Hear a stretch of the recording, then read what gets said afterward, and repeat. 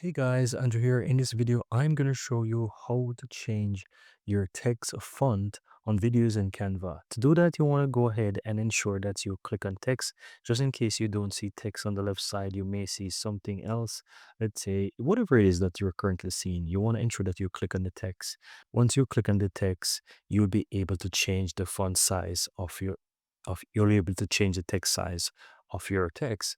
And so there's two ways how to go about doing that. You can either drag on one side of the text, and as you can see, you click and just drag, and you will be able to resize it. Another way is to use the font size at the top here. You have the numbers, and you can scroll through and just choose.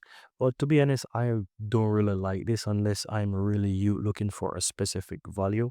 I can just look for it here, or I can type in the value. Let's say I want 32 or 34. I can do that, hit enter, and it will adjust. Otherwise, if I just want to resize it to how I want, I just drag on a size and I just move it the way I want and whatever. And so that's how I normally do it. But this is how you can easily change the text size or the font size in Canva. Very easy and very simple.